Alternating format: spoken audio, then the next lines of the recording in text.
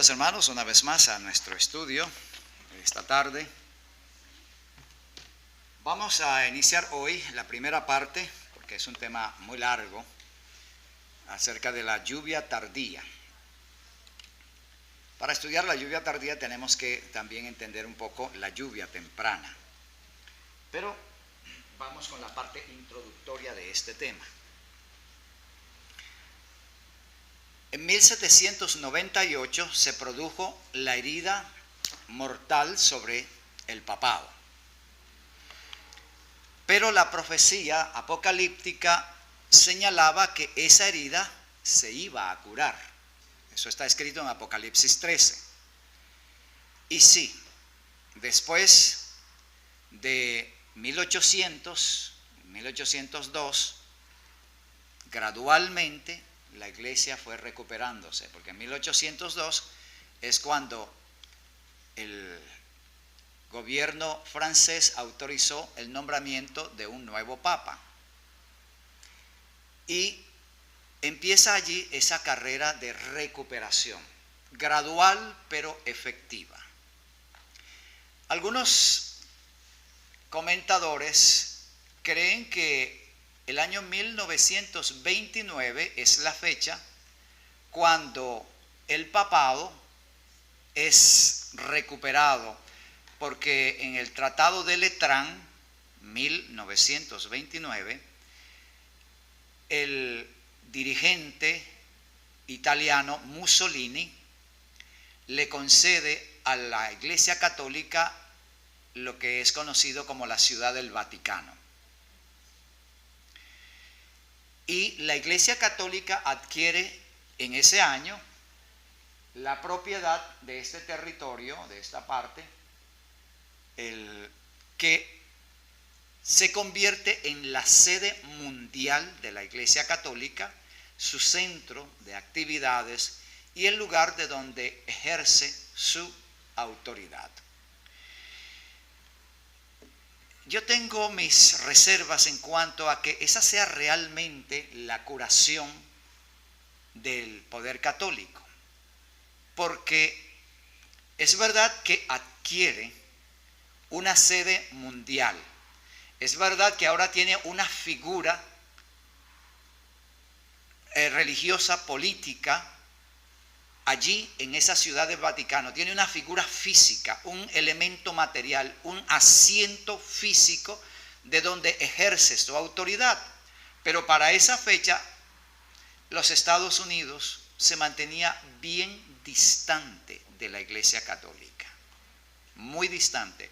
El protestantismo americano estaba lejos de relacionarse con el catolicismo.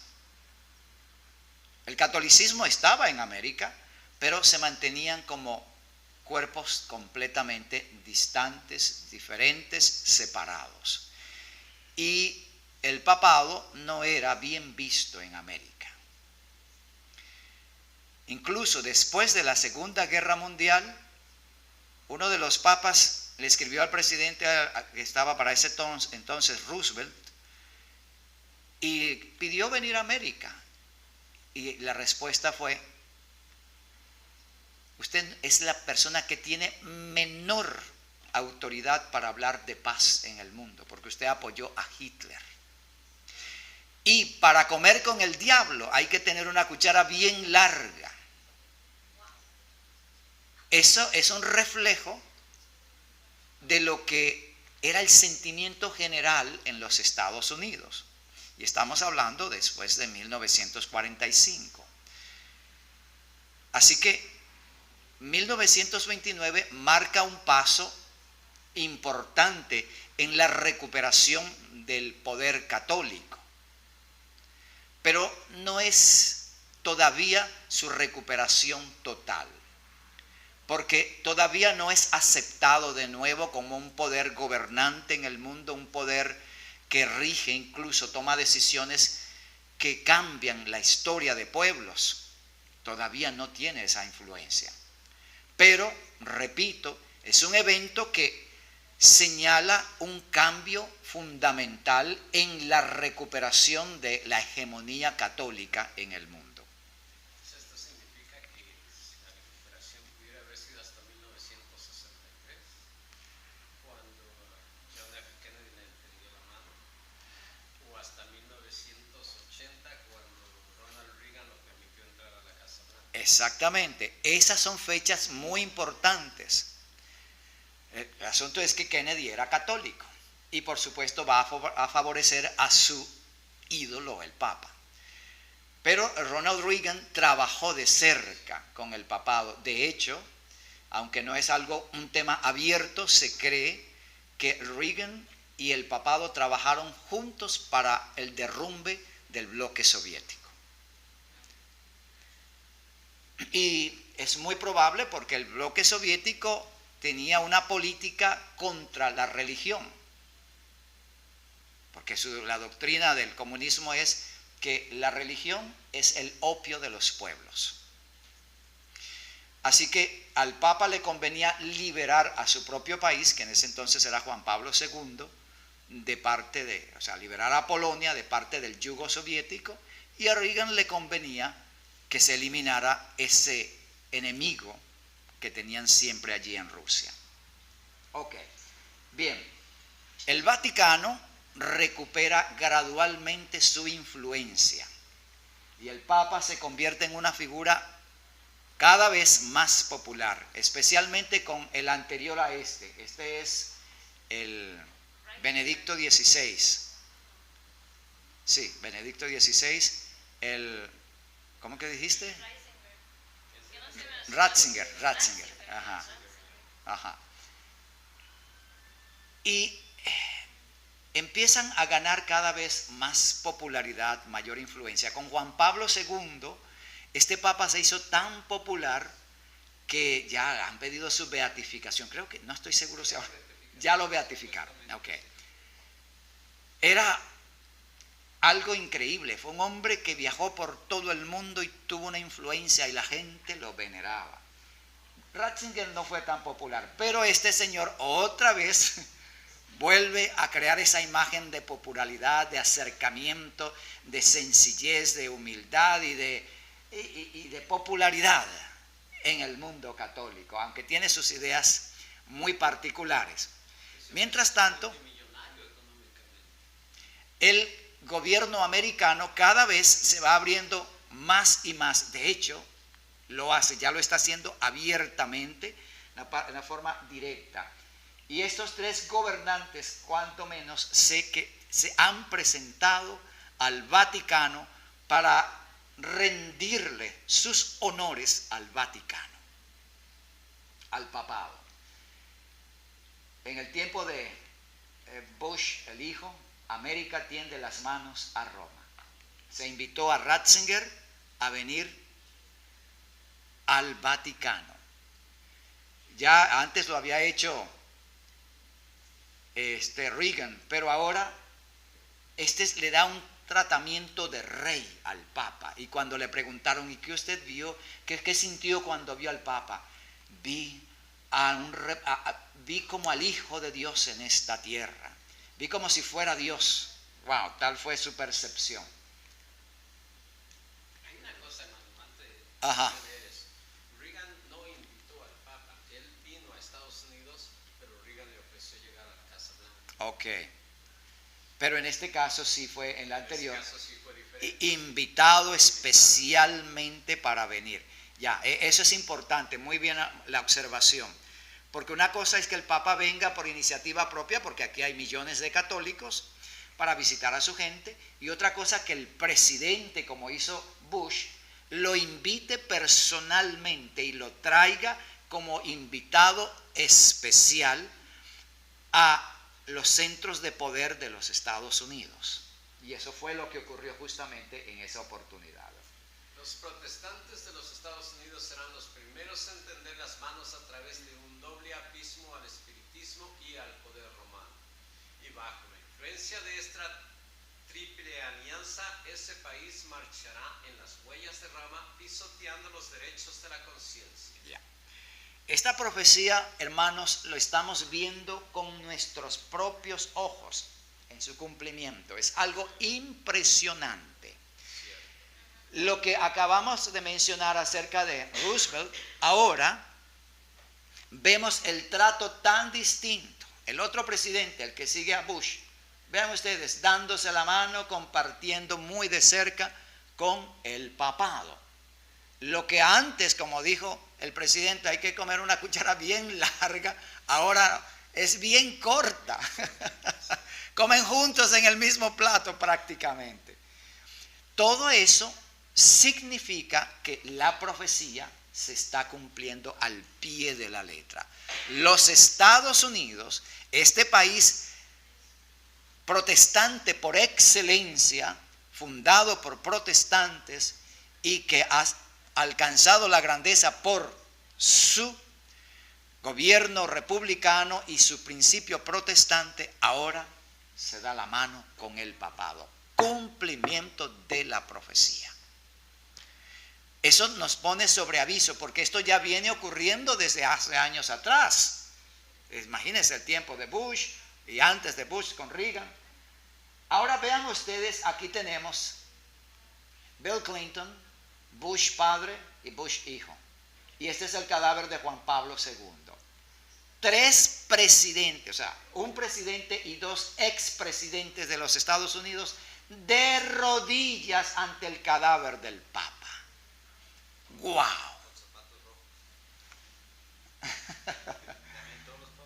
Sí. Ah, también, ok. Hermanos, ¿qué significa eso? Estados Unidos se rinde ante el papado. Estados Unidos se arrodilla ante el papado. Estados Unidos se doblega ante el papado. Eso es lo que significa. Y exactamente se cumplió. Esto hace muchos años desde que murió, imagínense, Juan Pablo II. Bien. La profecía exactamente como se había escrito. El gobierno americano será el primero en extender la mano a través de un doble abismo. El doble abismo es el abismo que separaba América del papado y el abismo que separa América del espiritismo. Hermanos, el espiritismo es menos abierto, trabaja de manera más solapada, más disfrazada, pero tiene mayor penetración de lo que nosotros siquiera podemos imaginar. Está en todas partes. El mundo artístico, hermanos, es un mundo de espiritismo. Porque los cantantes, los artistas de cine, todos ellos quieren llegar a la cumbre de la grandeza, de la fama, y para eso hacen pacto con Satanás. Toda esa gente trabaja con formas secretas de espiritismo, así es. Porque es el reino de Satanás, justamente. Satanás se lo dijo a Cristo, todo esto te daré, pero si me adoras. Y los artistas, los políticos, los gobernantes, todo el mundo está dispuesto a venderse para alcanzar grandeza. Y hay países como Venezuela ahora, que tienen en la propia sede del gobierno, tienen altares espiritistas, sacrifican gatos, sacrifican animales, y quién sabe si seres humanos también. Algo espantoso. En la sede del gobierno, como ocurre allá, eso es ahora una cuestión espantosa. Por eso no pueden sacar a esa gente. Porque los mismos adoradores de aquí de Satanás quieren sacar a otro adorador de Satanás allá, pero aquel es más fiel, más directo, entonces Satanás no, este no me lo toques. No pueden y no podrán. Hasta que Dios diga, basta. Porque Dios está por encima de todo eso. Bien, el caso es que Estados Unidos se doblega a los pies del Vaticano, del Papa. El anterior, no, era Maranata, perdón. Maranata 185. Prestando atención porque al final dice pisoteando los derechos de la conciencia, lo cual está sucediendo hoy en día. Completamente. O aceptas las cosas o vas a confrontar Correctamente, ya aquí no se respetan los derechos de la conciencia. El anterior presidente, el nuevo presidente, en compañía del actual Papa. Hermanos, todos los presidentes que han venido después de esto, ahora tienen que, una vez elegidos, tienen que ir al Vaticano. Hay algo allí, no sabemos exactamente qué es, pero hay un compromiso que se cumple. Ahora, ¿por qué es esto importante? Porque este señor envió en su tiempo a este otro representante suyo para encontrarse con el representante máximo del protestantismo en los Estados Unidos. Tony Palmer se llamaba. Tony Palmer vino a una reunión de los máximos líderes protestantes aquí en los Estados Unidos y trajo un mensaje de Francisco para ellos. Queremos la unidad, queremos encontrarnos otra vez. ¿Y qué dijeron ellos? Amén. Y el Papa dijo, oren por mí, y oraron por el Papa. Y el Papa pidió, bendíganme, y ellos bendijeron al Papa. El mundo protestante se da la mano con el papado. Ahora, Maranata 185 sigue diciendo. Merced a los dos errores capitales, el de la inmortalidad del alma y el de la santidad del domingo, Satanás prenderá a los hombres en sus redes, mientras aquel forma la base del espiritismo, crea un lazo de simpatía con Roma. Ok, entonces tenemos aquí dos cosas interesantes. Los movimientos protestantes tradicionales, los que conocemos, las iglesias evangélicas, todas guardan el domingo. Hay muchas iglesias que guardan el sábado, hermanos, aparte de la adventista, pero se consideran sectas. No se consideran iglesias oficiales. Las iglesias oficiales aceptadas como iglesias en este país guardan el domingo como día de reposo. Estamos hablando de iglesias bautistas, metodistas, anglicanas, presbiterianas, pentecostales, etc. Todos son dominicales. Ahora, ¿qué dice la Iglesia Católica? ¿Se acuerdan que lo estudiamos? No hay base en la Biblia para guardar el domingo. Nosotros hicimos el cambio del sábado al domingo. Eso lo dijo la Iglesia Católica abierta y directamente. Está escrito. Y las iglesias protestantes lo aceptan, porque cuando ellas guardan el domingo es porque se someten a la autoridad del papado. Las hijas de la ramera. Son las hijas de la ramera. Ahora, la Iglesia Católica enseña la doctrina del infierno porque al principio de su iglesia necesitaban tener a la gente asistiendo a la iglesia y que se alejaran de los ídolos paganos muy comunes en los primeros siglos de la era cristiana en Europa. Así que ellos le echan el cuento a la gente del infierno, donde van a quemarse ardiendo en las más horripilantes torturas y demonios que los pinchan y escorpiones que los están picando todo el tiempo por su pecado. Pero si tú vienes a la iglesia y escuchas la misa, tú no vas a ir allí, tú vas a ir al paraíso celestial donde vas a gozar con Cristo, etcétera, etcétera. Todo eso al morir. Entonces la persona venía a la iglesia por miedo. La doctrina del infierno es una doctrina de terror. Es un tratamiento de terror para que la gente se mantenga asistiendo a la iglesia. La iglesia protestante hace exactamente lo mismo. Hay una historia, ocurrió en Filadelfia. En la ciudad de Filadelfia, allá en Pensilvania. Un domingo están la gente reunida y la iglesia estaba muy floja. La gente ya no quería venir a la iglesia. Asistía algunos que otros. La iglesia estaba vacía. Entonces ese día el predicador se lanza un sermón donde describe detalle a detalle el infierno. La gente en la iglesia gritaba de terror. La gente salió de allí con los ojos abiertos, llenos de terror.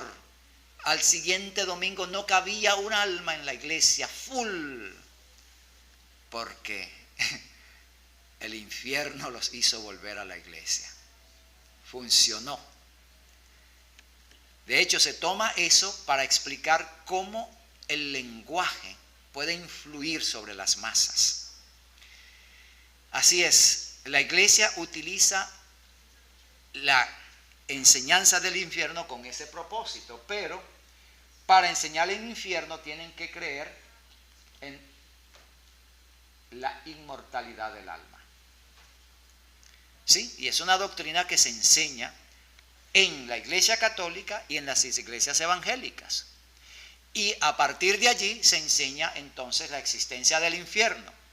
Y a partir de allí se tiene a los creyentes atados a la iglesia, porque dice, si no te arrepientes te vas al infierno. Y si no vienes a la misa, dice el católico, te vas al infierno. Entonces, la forma, el método del miedo les da resultado. Pero ese método es satánico, porque la gente viene a la iglesia y profesa servir a Dios por terror, por miedo. Y Dios no acepta un servicio por miedo. Pero con todo, funciona para ese propósito. Bien, el caso es que los dos temas básicos, el domingo y la inmortalidad del alma, son comunes para protestantes y católicos. Resultado que ahora la iglesia evangélica tiene una relación, tiene un vínculo, un doble vínculo con la iglesia católica. Ok, ¿se acuerdan ustedes cuando estudiamos la doctrina del rapto secreto? ¿Quién creó la doctrina del rapto secreto? La iglesia católica. Y la iglesia católica no cree en la doctrina del rapto secreto. Ellos la inventaron y no la creen. Y los evangélicos se tragaron el anzuelo y ahora ellos creen en la doctrina del rapto secreto. Pero ¿cuál es el propósito de la doctrina del rapto secreto? ¿Por qué la iglesia católica inventó esa doctrina? Porque esa doctrina pone al anticristo después del rapto secreto. De modo que mientras no haya ocurrido el rapto secreto, no hay anticristo en la tierra. Y el Papa no tiene nada que ver con el anticristo. Ahora entendemos por qué los evangélicos se asocian tan fácilmente con los hermanitos católicos, porque no hay problema, somos hermanos. Creen en el domingo, guardan el domingo, creen en la inmortalidad del alma, creen en el infierno, creen en todo eso igual. Bueno, que nos separa, creemos en Cristo, la Biblia, todo eso, somos hermanos. Y el Papa, no, ese es un noble líder, un hombre muy bueno para todo el mundo. Bien, justamente la Iglesia Católica inventó, acuérdense ustedes de Francisco Rivera y Luis de Alcázar. Luis de Alcázar inventó la doctrina preterista, que todo se cumplió antes del final del primer siglo. O sea, en el primer siglo ya se cumplió el fin del mundo. Y Francisco Rivera inventó la doctrina del rapto secreto para evadir, eliminar la creencia de que el Papa es el anticristo. Ahora entendemos las cosas un poco mejor, ¿no les parece? Ahora vemos el jueguito. Menciono todo esto porque precisamente si las iglesias protestantes vieran que el papado es el anticristo, nunca se unirían con él. ¿Pero por qué se unen? Porque se comieron el cuento del rapto secreto. ¿Pero de verdad no creen ellos que él es el anticristo? No, no lo creen, hermana. Ellos no creen que él es el anticristo. Porque el anticristo, Pero es tan obvio, para nosotros. Pero ellos, como creen ciegamente en la doctrina del rapto secreto, y el anticristo va a hacer su aparición a la mitad de la última semana, tiene el rapto secreto, ocurre, comienzan 7 años de tribulación. Exactamente a los 3 años y medio, el anticristo se declara como realmente lo es y se va a sentar en el trono en Jerusalén, en el tercer templo, haciéndose pasar por Dios como si fuera Dios y haciendo que la gente lo adore como Dios. Entonces, eso es para un futuro incierto. Sí, justamente 3 años y medio antes de la venida visible de Cristo. Entonces, ¿y el Papa? No tiene nada que ver con eso. Por eso no es el anticristo. Pero nosotros entendemos de una manera muy distinta, porque nosotros no somos ni preteristas ni futuristas. Creemos que el Señor ha venido señalando diferentes hitos históricos como el cumplimiento de eventos proféticos, y los estamos viendo con nuestros ojos. Bien, entonces el protestantismo se une con el catolicismo por el día del sol, el domingo, y la inmortalidad del alma. Sigue diciendo. En esta lucha, el sábado del cuarto mandamiento será el punto controvertido. Esas dos letras casi no las... Porque en el mandamiento del sábado, el gran legislador se identifica como el creador del cielo y de la tierra. Ok. Cuando ocurra que el protestantismo extiende su mano al papado, merced a los 2 errores capitales, entonces va a haber un problema. El grupo de los guardadores del sábado va a ser como la piedrita en el zapato, va a ser el elemento que molesta, porque todo el mundo aplaude la idea. La hermana Aracelis me preguntaba acerca de si yo creía que existen los Illuminati. Yo creo que existe gente poderosa que se ha unido con otros que tienen planes para el planeta. Las teorías esas, la teoría de la conspiración, conspiracy theory, ahí sí no comparto porque hay mucha exageración, muchas cosas que no son tan reales. Pero sí existe un plan para crear una globalización. Y es que es bonito, hermanos. Es realmente interesante. Vean ustedes. Un pasaporte para todos, o sea, 0 fronteras. Existen fronteras administrativas, pero tú tienes un pasaporte que te puede ir, que da paso, o un documento de identidad, ni siquiera pasaporte, un documento de identidad que te permite viajar por todo el mundo sin problema, libremente. Perfecto. Entonces, una sola moneda global. Entonces, ¿se imaginan ustedes esa avalancha de gente que viene todos los días tratando de entrar a los Estados Unidos? Con un método de esos, si se equilibra la economía global, una moneda para todo el mundo, ya existe el nombre de esa moneda, ya la tienen, ya se ha pensado, eso no es algo nuevo, esto está avanzando. Una economía global, eso impediría el problema, porque si en Centroamérica la gente tiene trabajo, la gente va a ganar igual que aquí en Estados Unidos, ¿para qué dejar su casa, su familia, su territorio conocido para irse a un lugar desconocido con otro clima, con gente que no conoce? Mejor se queda allá. Si tiene las mismas condiciones de trabajo, el mismo salario, todo, la gente ni se mueve, ni piensa siquiera. Quizás, bueno, voy a ir a conocer la nieve para allá, para el norte. Y se viene de turista y felizmente pasa sin que nadie lo moleste. ¡Wow! Eso suena bonito, ¿no les parece? Suena muy bien.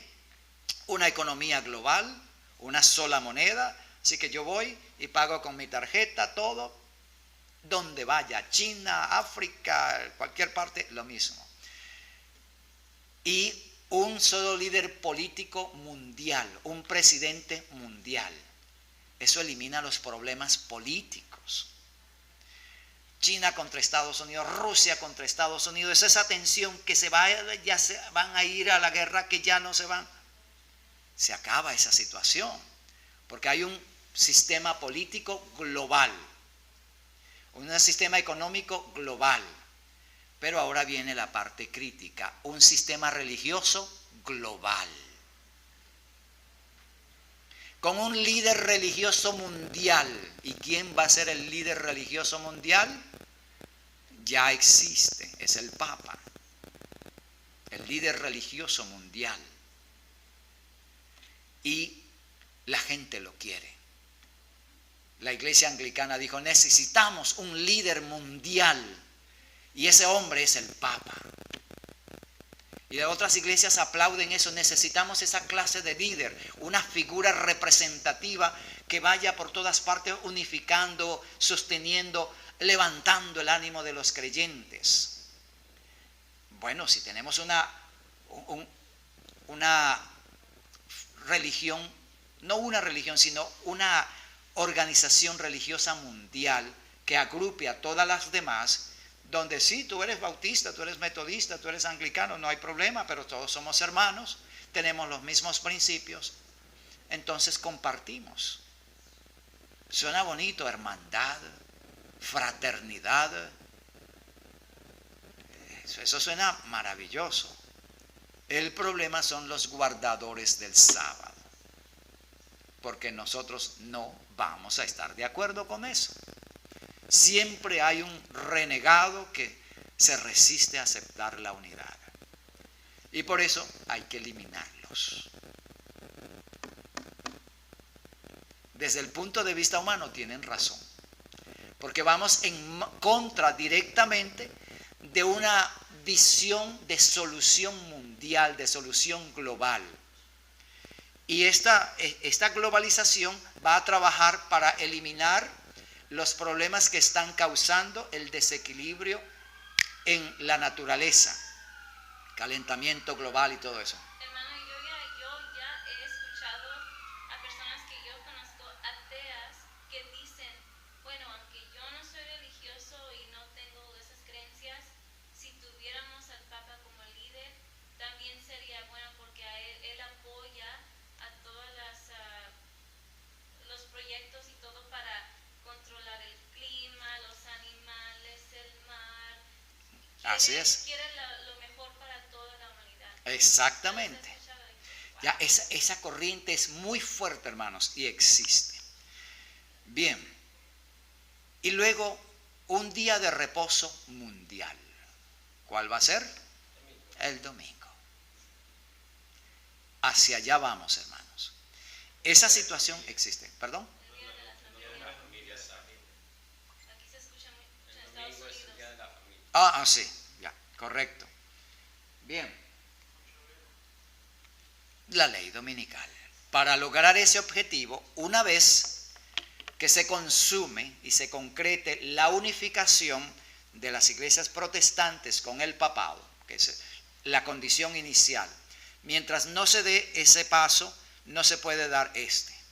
Pero hemos avanzado más de lo que pensamos en ese acercamiento. Una vez que se consume y se concrete, entonces viene la ley dominical. La ley en la que aquí en los Estados Unidos se impone 0 trabajo secular en domingo. Va a trabajar, sí, el cuerpo de bomberos, los hospitales, lo esencial que se requiere para mantener el funcionamiento. La policía también tiene que trabajar porque la maldad no va a terminar, eso va a seguir allí. Entonces se necesita que se mantengan alertas. Bien, las partes de la sociedad que son esenciales para su funcionamiento se van a mantener abiertas, pero el resto va a trabajar. Quiero decir, va a descansar, al contrario, va a descansar. Bien, esa es la visión. Un día de reposo. Ahora, imagínense ustedes el beneficio.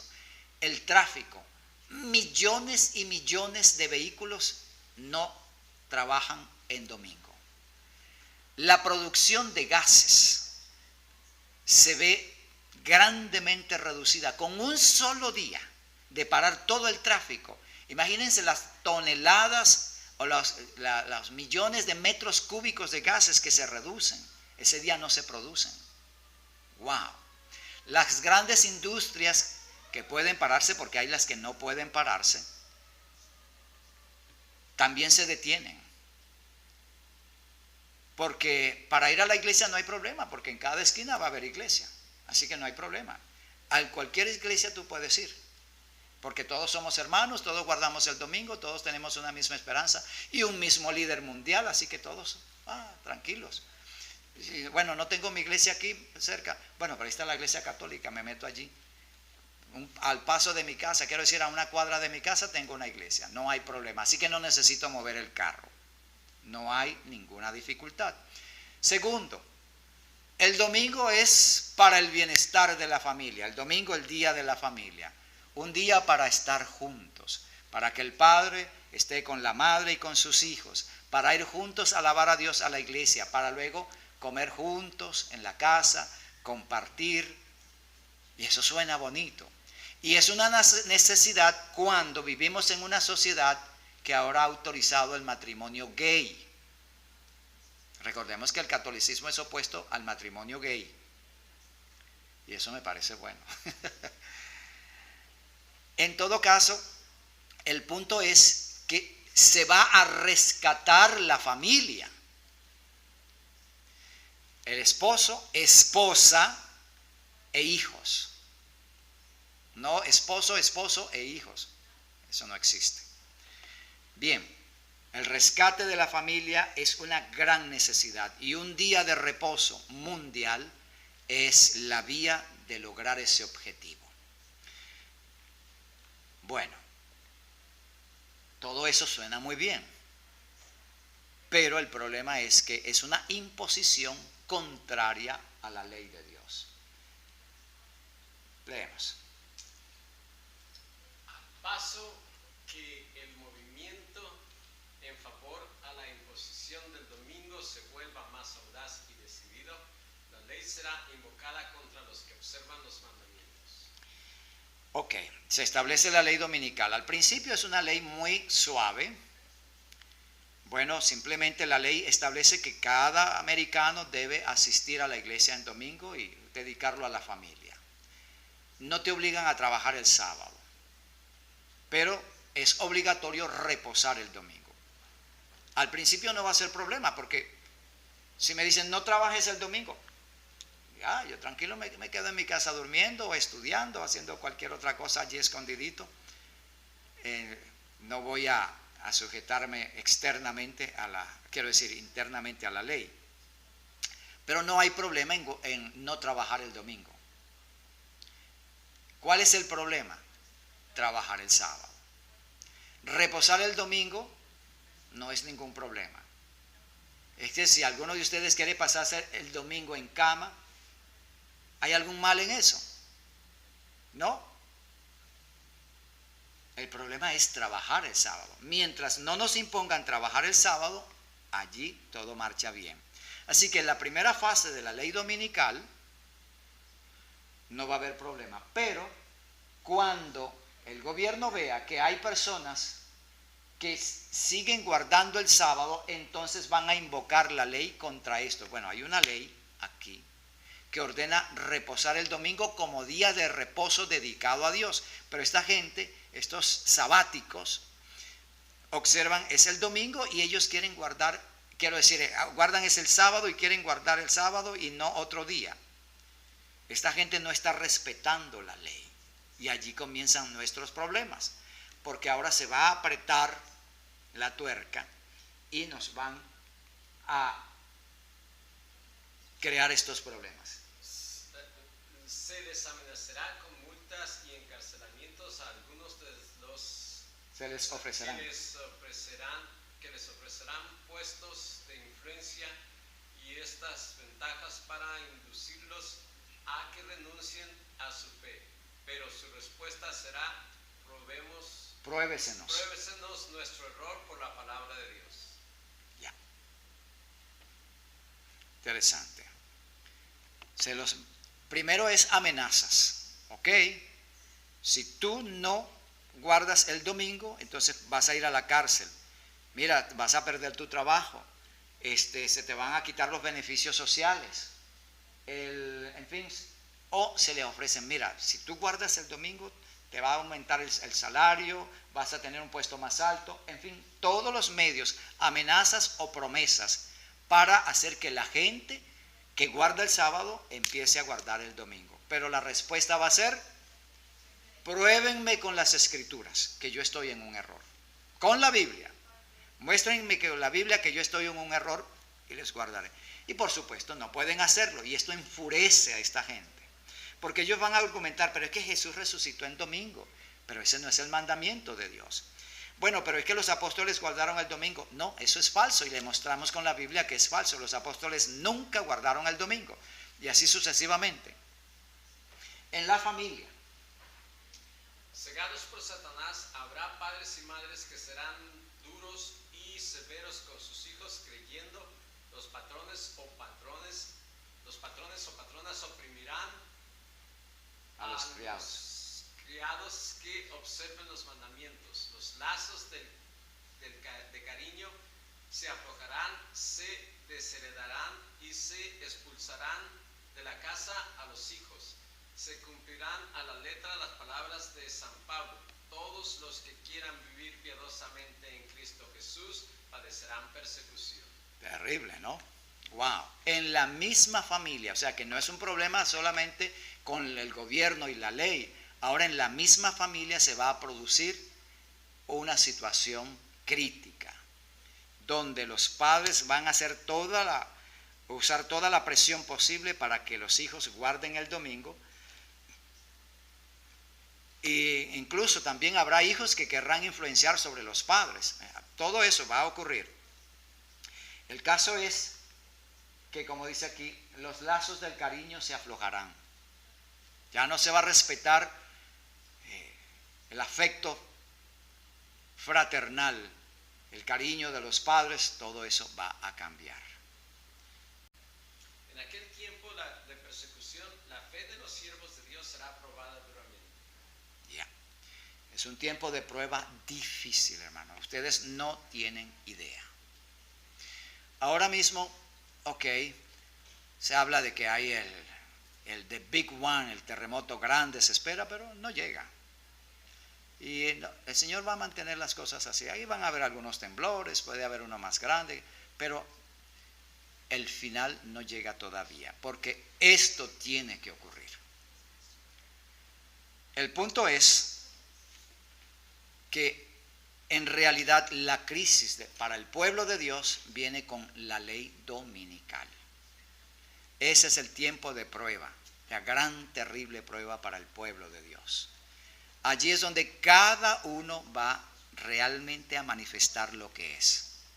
Si tu fe ha sido floja y débil, allí flaqueará, hermano. Y esta semana que la crisis de la ley dominical no empezará cuando se establezca la ley dominical, sino que se empezará cuando la ley dominical sea enforzada por todo tipo de... Sí, es lo que venimos explicando, sí.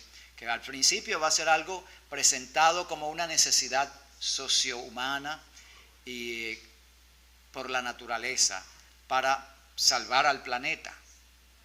Después es cuando se va a invocar la ley contra los guardadores del sábado, porque ellos no se sujetan a la ley, están violando la ley. Bueno, todas esas presiones que se ha hablado, ofertas o amenazas, se van a ejercer, pero siempre la respuesta de los fieles será: pruébenme con las escrituras que estoy equivocado. Hermanos, el que sea débil en la fe no podrá resistir.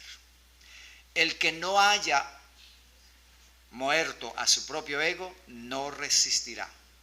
Porque imaginen por un momento qué pasa si ustedes se ven en una situación en la que no pueden trabajar. Por lo tanto, no tienen sueldo. No pueden tener una licencia de conducir, porque ya ahora ustedes son tratados como transgresores de la ley, enemigos del país. No pueden usar licencia, no pueden manejar, no pueden comprar ni vender, lo que dice Apocalipsis. No puedes rentar una casa. Wow, te queda solamente quedarte como indigente en la calle. Y el mundo te aborrece porque tú eres un enemigo de la sociedad.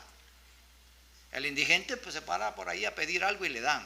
Pero si este es un guardador del sábado, van a aborrecerlo. Es terrible, hermanos. Sentir que todo el mundo te persigue y te mira mal. Tener que esconderse, pero no tener qué comer, no tener dónde vivir, no tener dónde ir. Wow. Es bien crítico.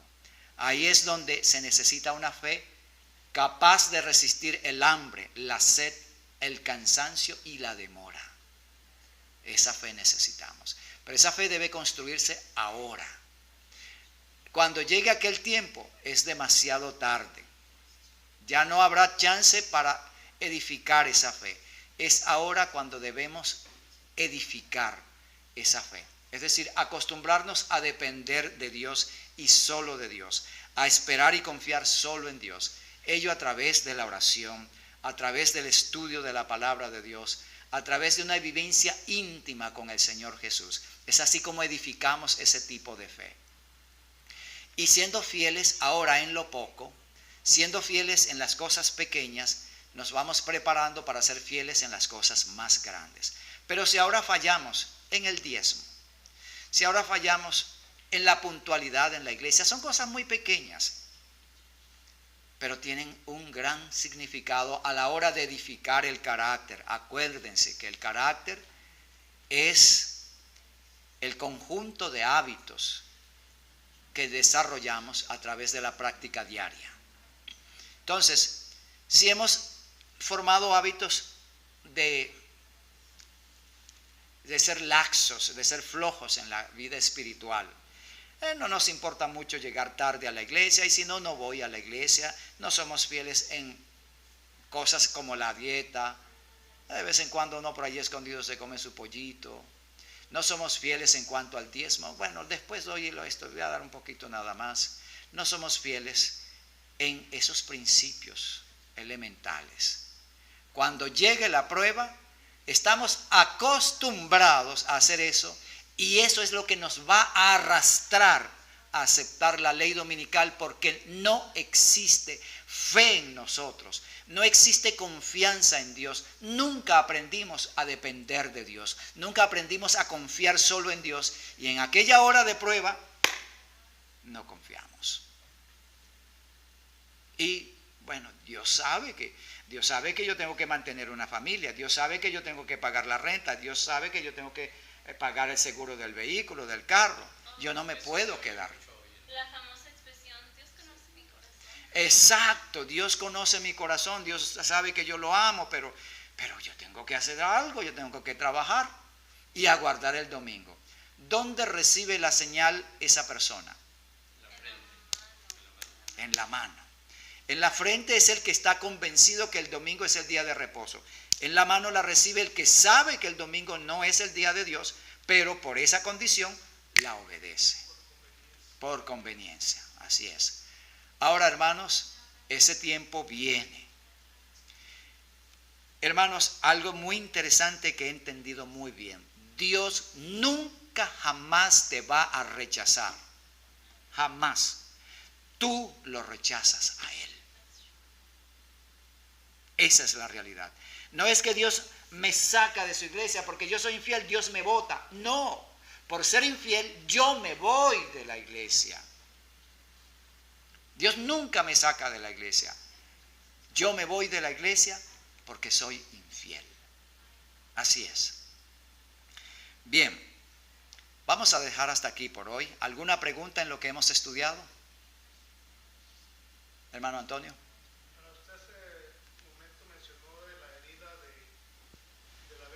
Ajá.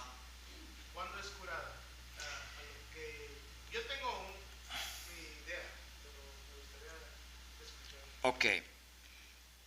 Como dije anteriormente, se considera 1929 fecha en que ocurre la curación de la herida de la bestia, porque ahora tiene el Vaticano. Pero en realidad yo pienso que va a ser totalmente curada cuando ahora sí el Vaticano, el papado, pueda decidir la suerte de la humanidad. Eso es lo que yo, Ujú. a lo que estudiamos ahorita, capté porque ¿qué fue lo que se le quitó al papado? El poder, exacto. Entonces, hasta que no le den de nuevo el poder, ellos no van a estar. Completamente curados. Hasta que no vuelva a ser lo que era en ese tiempo, no está totalmente recuperado. Y la gente no cree que él va a volver a tener ese poder.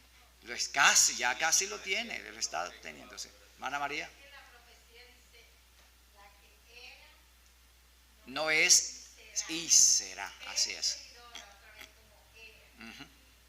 Así es. Era, no es, pero será. Es Apocalipsis 17. Ok. Si no hay más preguntas, vamos a orar. Hermano Tomás. Señor Dios, que razón a todos los siglos alabados y glorificados sea tu santísimo nombre.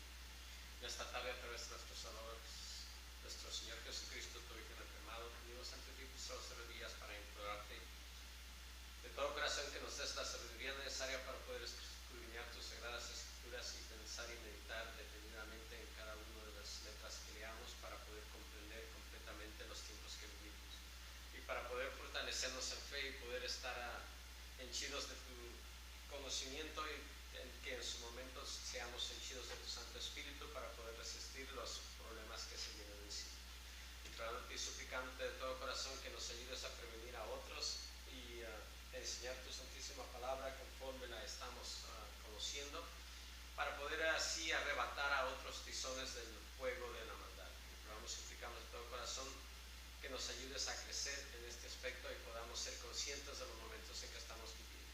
Te damos las infinitas gracias porque nos ayudas a comprender más tu santa palabra y mucho más a través de nuestro hermano Neftalí, y te damos las infinitas gracias porque la misericordia que tú tienes para con nosotros nos ayuda a crecer y entender más. Te suplicamos todo esto no mereciéndolo más en los méritos gloriosos de nuestro Señor Jesucristo.